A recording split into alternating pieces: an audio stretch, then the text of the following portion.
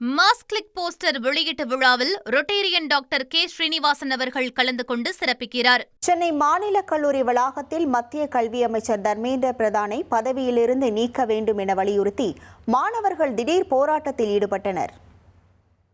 33 நாட்களாக டெல்லி ஜந்தர் மந்திரில் போராட்டம் என்பது நடைபெற்றுக் கொண்டிருக்கிறது.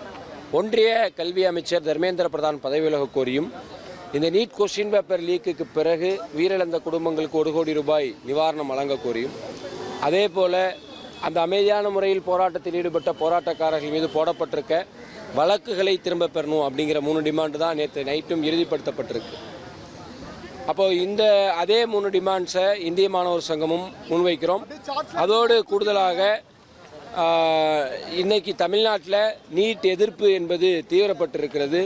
2017 முதல் நீட் விலக்கு கோரிக்கொண்டிருக்கோம். அந்த கோரிக்கையும் முன்வைத்திருக்கோம். இந்தியா முழுவதும் இன்றைக்கு அனைத்து கல்லூரிகளையும் வகுப்பு புறக்கணிப்பு போராட்டத்தில் ஈடுபட வேண்டும் என்று எங்களுடைய மத்திய குழு அறைகோல் விடுத்த அடிப்படையில் இன்றைக்கு தமிழ்நாடு முழுக்க வகுப்பு புறக்கணிப்பு போராட்டம் என்பது நடைபெறுகிறது. அதன் ஒரு பகுதியாக சென்னை மாநில கல்லூரியில் இந்த போராட்டம் நடக்குது.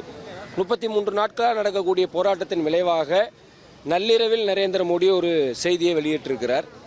அதில் எந்த விதமான உடன்பாடும் கிடையாது. ஏன்னா இந்த மாதிரி பல நள்ளிரவர்கள் நரேந்திர மோடி தோன்றியிருக்கிறார், எதுவுமே உருப்பட்டது கிடையாது. இப்போவும் அதே போல நள்ளிரவில் தோன்றியிருக்கிறார், அதன் மீது நம்பிக்கை இல்லை. தர்மேந்திர பிரதான் பதவி விலகும் வரை போராட்டம் தொடரும் என்று சொல்லியிருக்கார்கள். எங்களுடைய போராட்டம் அந்த அடிப்படையில் தொடரும். மாஸ் கிளிக் போஸ்டர் வெளியீட்டு விழாவில் ரொட்டேரியன் டாக்டர் கே ஸ்ரீனிவாசன் அவர்கள் கலந்து கொண்டு சிறப்பிக்கிறார்.